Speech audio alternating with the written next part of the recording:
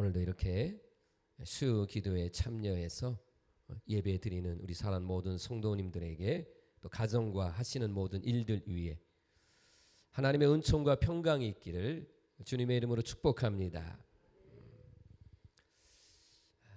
지난주까지 로마서의 말씀을 증거하면서 특별히 마지막 부분에서 로마서 16장에서 무려 36명의 바울의 동역자들의 이름, 또 아주 짧지만 그들이 어떻게 동역을 했는가에 대한 말씀을 함께 살펴보고, 또 정말 우리 성도들과 같이 더욱 동역해야 되겠다, 그런 마음의 다짐을 하면서 이 수요 기도 시간에 이어서 어떤 말씀을 증거할 건가 이렇게 준비하는 가운데에 사도 바울이 드디어 로마에 가서 복음을 전하시다가 이제 감옥에서 마지막 노년의 삶을 사시면서 순교하기 직전까지 편지를 써서 보낸 것들이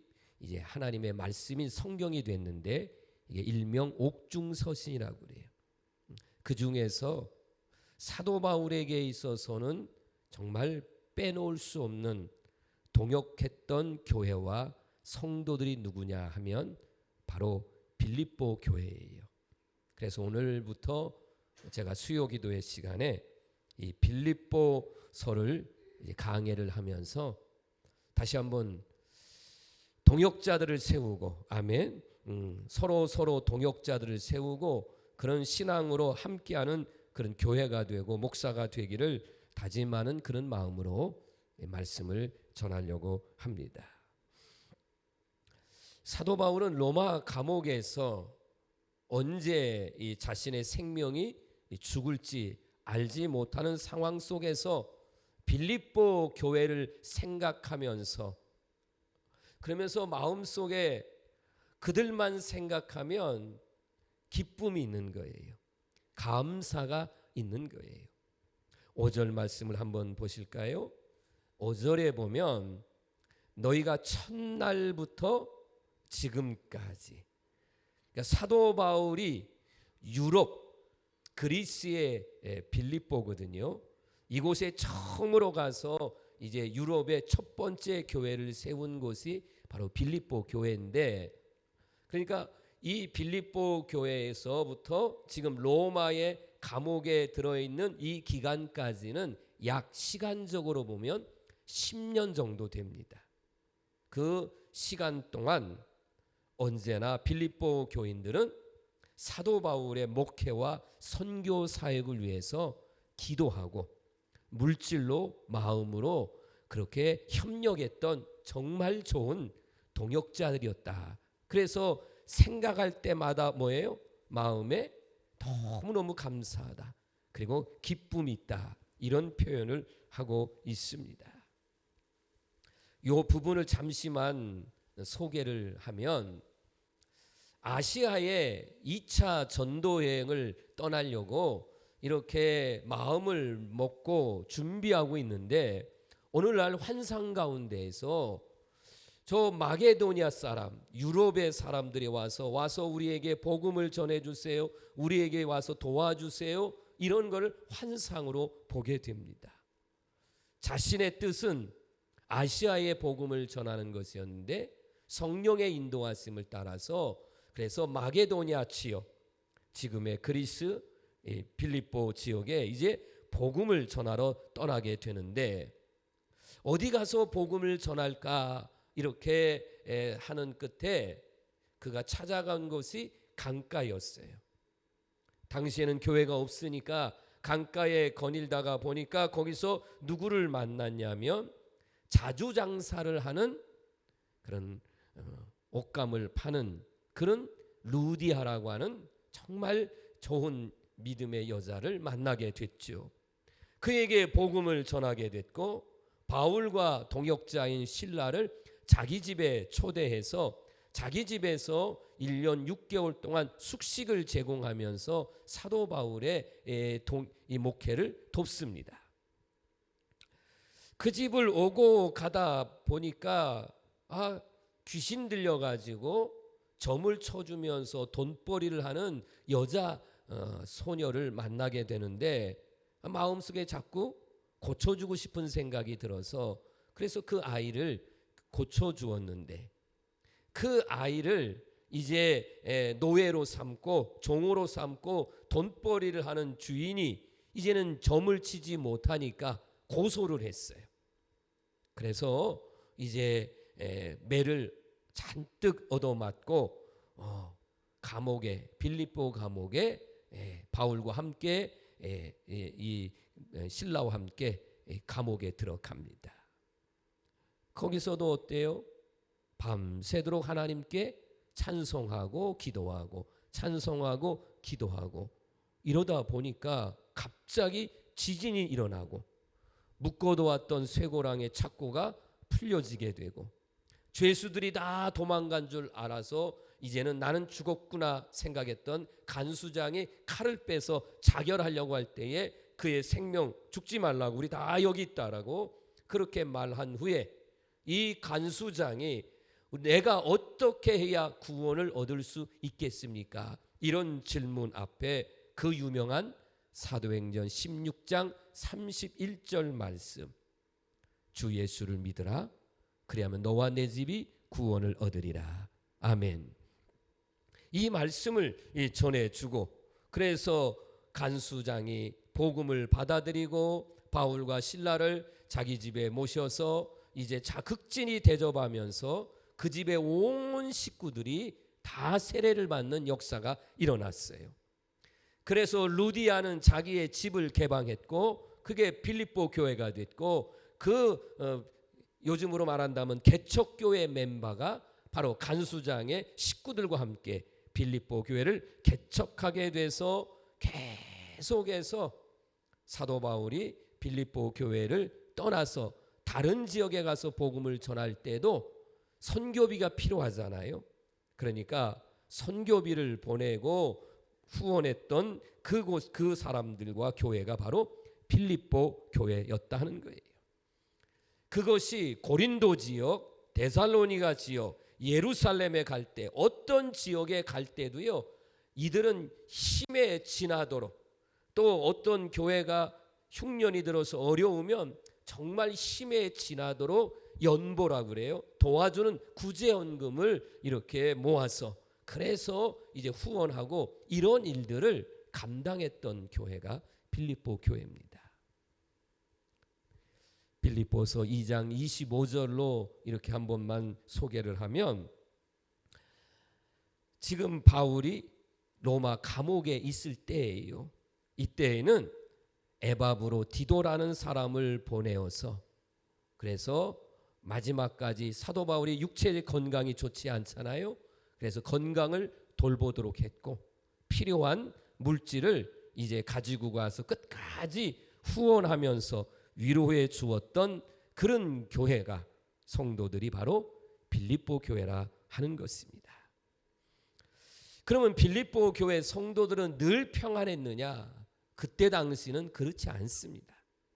빌립보 교회 성도들도 많은 박해를 받아요. 어려움을 겪습니다. 그런데도 어떤 마음으로? 주님께 헌신하는 마음으로 자원해서 시켜서가 아니라 자원해서 힘에 지나도록 선교비를 모아서 보내도록 그런 아주 아름다운 교회가 바로 이 빌립보 교회였습니다. 사도 바울의 이 목회와 선교 사역에는 이렇게 돕는 사람들만 있었느냐 하면 다 동역자는 아니라 그런 말이에요.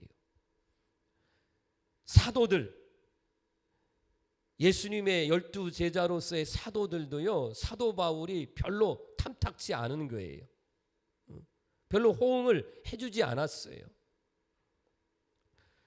같이 이렇게 전도 여행을 떠났던 동역자들이요, 어느 날은 배신하고 다 도망을 갑니다.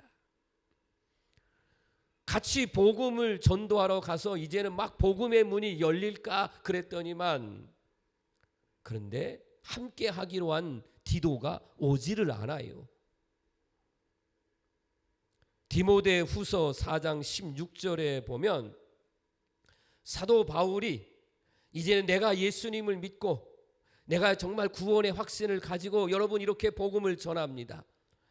정말 나는 하나님으로부터 사명함을 받아서 내가 사도로서 이 사명을 다합니다. 그러면 함께 있던 동역자들이 맞습니다. 이분은 정말로 예수님을 통해서 거듭나고 복음을 전하는 그런 분입니다. 라고 옆에서 증인이 되어주고 이렇게 힘을 모아줘야 되는데 다 도망가 버렸어요. 그런 일도 경험했어요. 디모데후서 4장 10절에서는 대만은 이 세상을 사랑해서 나를 버리고 데살로니가 갔고 그레스게는 갈라디아로 디도는 달마디아로 갔고 여러 사람의 이름을 이렇게 기록해 놓으면서 동역자로서 함께 해주지 못하고 그래서 마음에 아픔과 어려움을 주었던 그런 사람들의 이름도 기록해 놓았습니다. 사도 바울은 다 사도 바울의 목회와 선교 사역에 다 좋은 동역자들만 있었느냐? 지금 말씀을 잠깐 드린 것처럼 그러지 못했어요. 어떤 사람들은 누가 사도로 세웠느냐? 그리고 목회자가 육체적으로 질병을 가졌는데 그 질병에 대해서 왜 다른 사람은 고치는데 왜 사도 바울 당신은 그 병을 고치지 못하느냐? 그래서 그것도 시비거리가 됐어요. 목회자가 좀 병을 걸려서 아프면 그것도 교회의 목회에 큰 어려움이 되기도 합니다. 어떤 때는요, 사도 바울의 설교가 그렇게 매끄럽게 아주 열변을 토하고 그냥 그 수사학적인 어떤 용어를 사용하면서 멋지게 설교하는 설교가 아니어서 별로 인기가 없었어요. 그런데다가 지금은 나이가 70이 넘어 감옥에서 먹지도 못하죠. 제대로 잠도 못 자죠.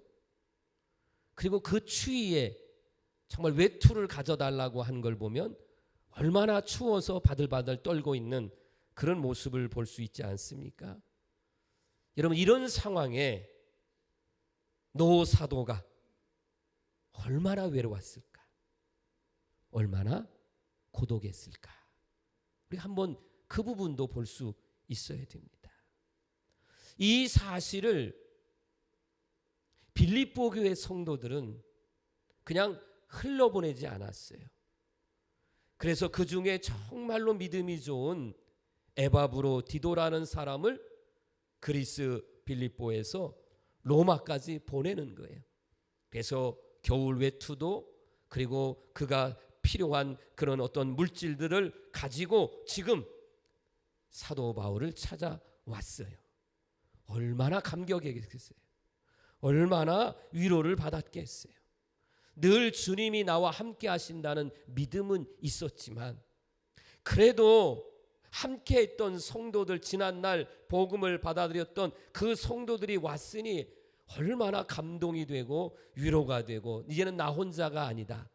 이런 고독감과 외로움도 이겨냈을 것이다 라는 생각을 하게 됐습니다. 그래서 빌립보서를 여러분이 읽어보시면 여러분, 내가 주 안에서 말합니다. 나는 기쁩니다. 그런 여러분들도 기뻐하십시오. 이런 말씀이 여러 번 나와요. 그게 얼마나 감동됐는지. 그래서 내가 예수님 안에 있고 여러분들이 있어서 내가 너무나도 나는 행복하니까. 그러니까 여러분들도 어떤 곳에 있든지 혹 박해를 받든지 어려움이 있어도 여러분 행복하십시오. 이런 말을 하고 있다는 거예요.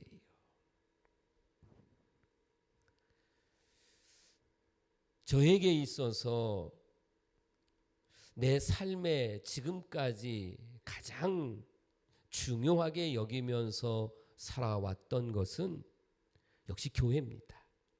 그리고 우리 성도들이죠. 저는 세상에 친구들이 한 명도 없어요.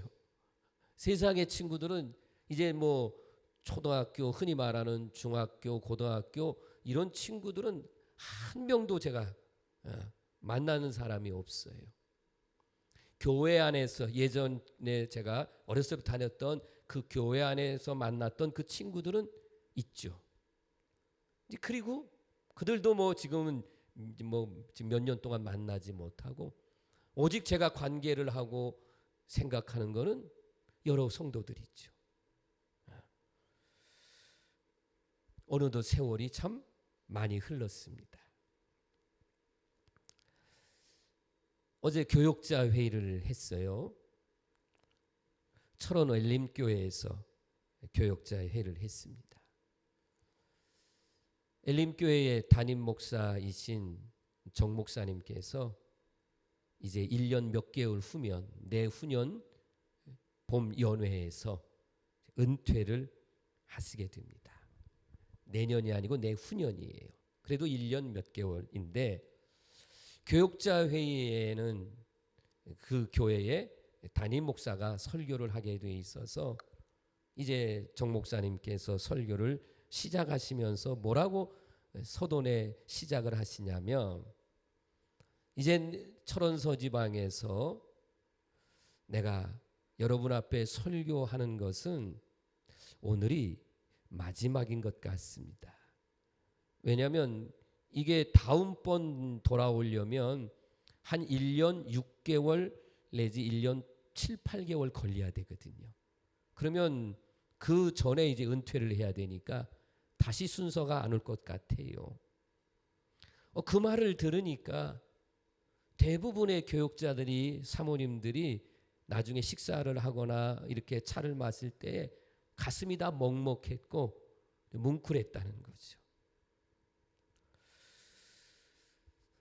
남의 얘기가 아니에요. 저도 이제 언젠가는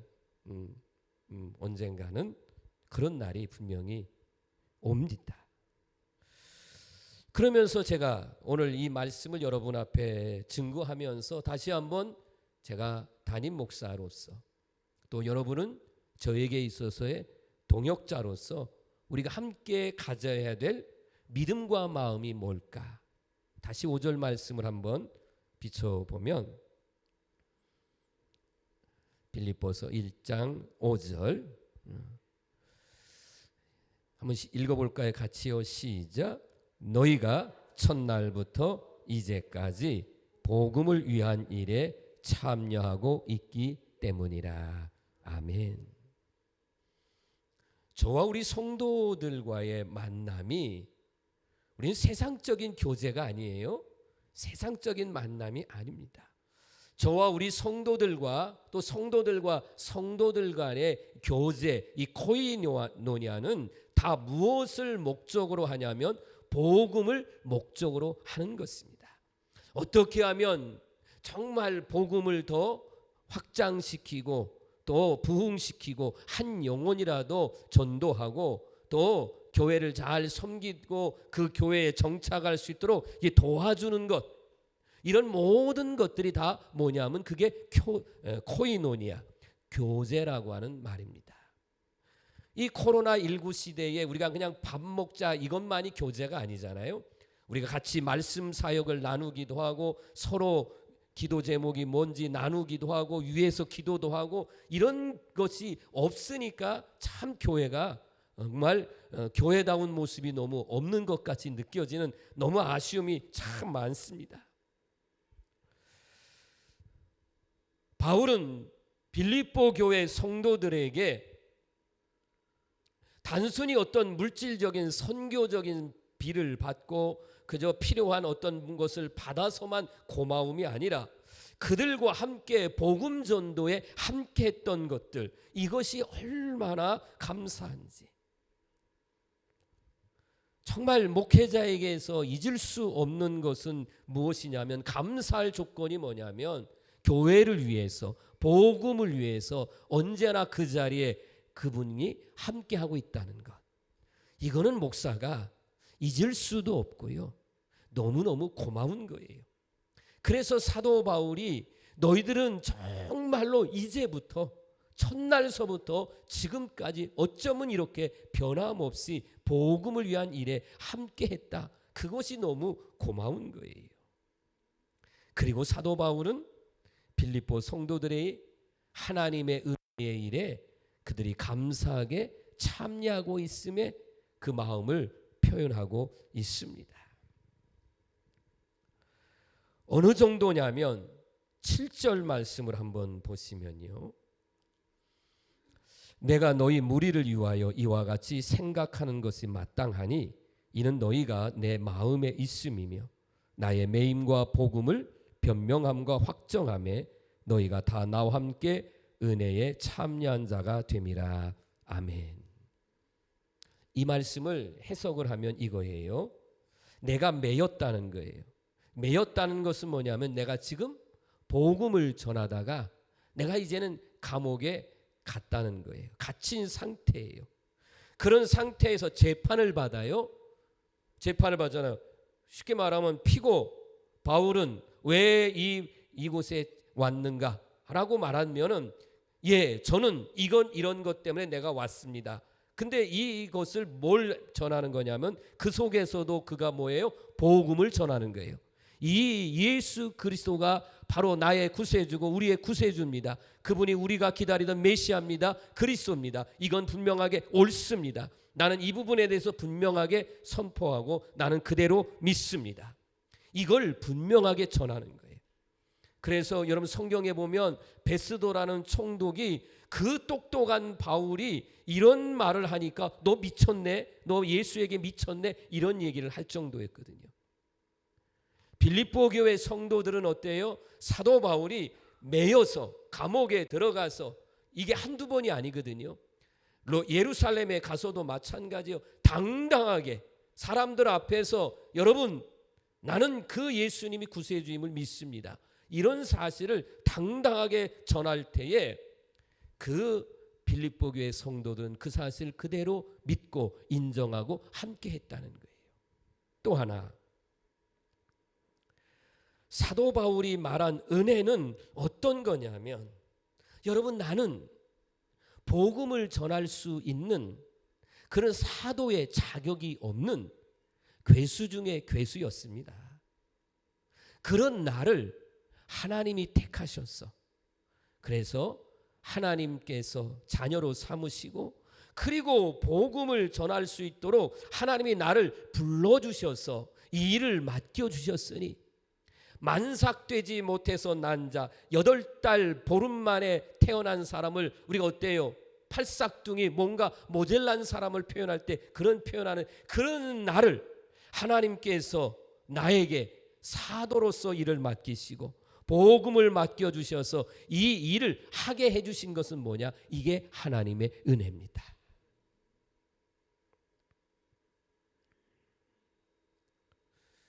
주일날 지난 추수감사절 때 은혜라고 하는 찬양을 요즘 우리가 너무 많이 정말 부를 때마다 새롭게 은혜가 되는데 정말 저에게 다가왔던 게 그거예요. 내가 지금까지 이렇게 한 곳에서 오랫동안 목회할 수 있었던 것, 어떤 자격이나 조건을 떠나서 하나님이 불러주셔서 여러분과 함께 할 수 있다는 것이 이게 당연한 게 아니고 정말 하나님의 은혜다. 빌립보 교회 성도들이 이런 사도 바울을 인정하고 목회자로 인정하고 그리고 나를 도와준 것은 곧 하나님의 은혜에 동참한 것이다. 그 은혜에 동참한 것에 대해서 사도 바울이 감사하게 여기고 있다는 것이에요. 그래서 사도 바울이 빌립보 교회 성도들을 생각할 때에 어느 정도로 그들을 사랑했느냐 사모했느냐라고 말하면 8절 말씀을 보시면 한번 같이 읽을까요? 시작. 내가 예수 그리스도의 심장으로 너희 무리를 얼마나 사모하는지 하나님이 내 증인이시나. 아멘.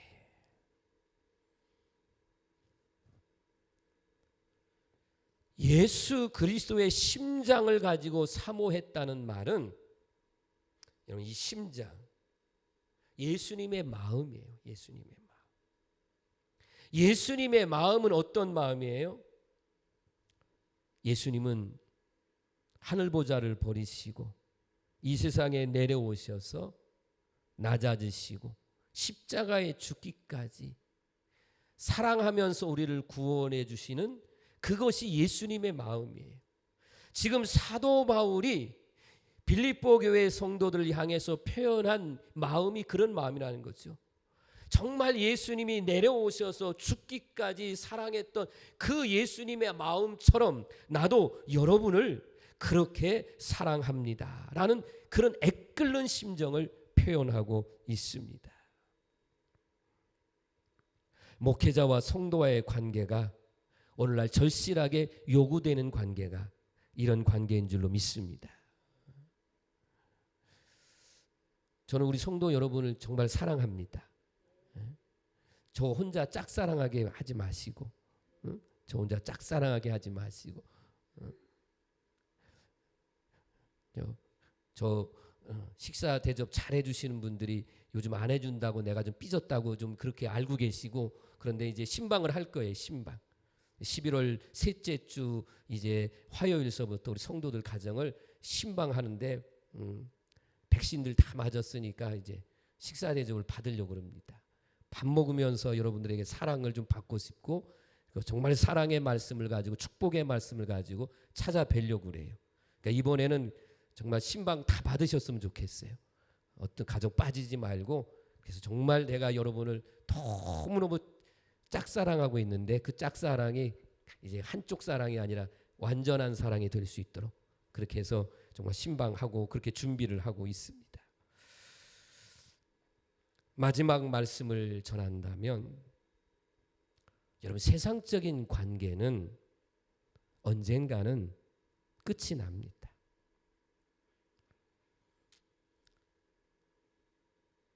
부부간의 인연도 언젠가는 끝이 납니다. 먼저 하나님 나라로 보내 가신 분들도 계시잖아요. 직장 생활 어느 순간에 보니까 퇴직을 하게 됩니다. 사회에서 만나서 정말 좋은 친구로 만났던 이 인간관계도 언젠가는 끝이 날 때가 있습니다. 나이가 들어가면서요, 정말 중요한 그런 만남과 교제는 어디냐면 교회입니다. 교회에서의 만남. 그래서 교회 생활이 진짜 중요해요. 나이가 들어가면서 더욱 소중한 것이 그게 교회와의 만남인데, 그중에 우리는 철원제일감리교회라는 교회 안에서 만나서 이렇게 복음의 교제를 나누는데, 우리와의 관계는 이 땅에서의 끝나지 않아요. 주님께서 이제 재림이 가까우고 있는데 이거는 우리의 관계가 좀 더 무르익어 가는 거고, 그리고 하나님의 나라에 들어가면 우리는 영원히 헤어지지 않고 영광스러운 하나님의 자녀로서, 하나님의 백성으로서, 그래서 영원히 우리 하나님을 찬양하는 그런 신앙 공동체로 천국에 가서도 만나게 될 줄로 믿습니다. 그렇게 믿으세요? 그러니 여기가 우리 안에서, 성도들 안에서의 이 교제가 얼마나 중요해요. 그러니까 교회 안에서는 정말 벽이 있어서는 안 되고 뭔가 담이 있어서는 안 돼요. 우리는 천국에 가서도 만날 사람이니까. 이 은혜를 가지고 이 교회에서 신앙생활하고 있으니 얼마나 감사한가. 우리 성도님들도 그래서 우리가 철원제일감리교회를 섬긴 것이 참 감사하다. 이 공동체에서 신앙생활하는 것이 참 감사하다. 이런 마음을 가지고 저도 바울이 가졌던 마음의 감사와 기쁨을 가지고 목회를 하고, 여러분들도 이런 똑같은 마음을 가지고 신앙생활하면서의 기쁨이 있기를 주의 이름으로 축원합니다. 이 모든 영광을 하나님 앞에 올려드리는 그런 마음을 가지고 사랑하는 성도 여러분, 저와 여러분들은 동역자입니다. 제가 이런 말씀을 했어요. 목회를 하는 목회의 이것도 성직이고, 여러분이 땀 흘려 애써서 수고하며 농사를 하든 가축을 기르든 여러분이 자영업을 하든 뭐 직장을 다니는 어떤 일을 하든 간에 그 하시는 일들도 그것도 여러분에게서는 성직이다. 하나님이 내게 맡겨주신 그런 모든 것을 가지고 이제 함께 우리는 복음 안에서 우리는 동역자로 한번 아멘 해볼까요? 함께 섬기고 함께 헌신하고 함께 사랑하고 함께 위로하고 함께 격려하고 함께 주의 일하는 우리 모두가 되기를 바랍니다. 주님 오시는 그날까지, 주님 부르시는 그날까지 여러분 이 말씀을 좀 마음속 깊이 새기고 서로 예수님의 심장을 가지고 이해하고 사랑하고 축복해서 정말 행복한 목회와 신앙생활 되시고 이런 사랑을 계속해서 해나가는 여러분들을 주님의 이름으로 사랑하고 축복합니다. 기도드립니다. 사랑이 많으신 하나님 감사합니다. 오늘 이 밤에 이 귀한 전에 나와 예배드리는 정말 사랑하는 성도들입니다. 하나님 저들을 하나님께서 맡겨주신 하나님의 양인 줄로 믿습니다. 내 양이라고 착각하지 않고 오해하지 않게 하시고 하나님의 귀한 양을 맡겨주셨으니 하나님의 마음 예수님의 심정을 가지고 우리 성도들을 잘 믿음으로 양육하고 그리고 우리 성도들과 함께 동역해서 복음이 더 널리 확장되어지고 그리고 구원의 역사를 이루어가는 이 시대에 쓰임받는 교회가 되도록 인도하옵소서. 우리 교회 안에 목사와 성도와 성도 간에 정말 사랑이 넘치고 칭찬과 격려, 사랑의 중보의 기도를 통해서 모든 어려움들을 이기고 믿음의 승리자가 되도록 이끌어 주옵소서. 돌아가는 발걸음도 안전하게 지켜주시옵시고 언제나 하나님 함께해 주심을 믿으며 예수님의 이름으로 축복하며 기도드립니다. 아멘.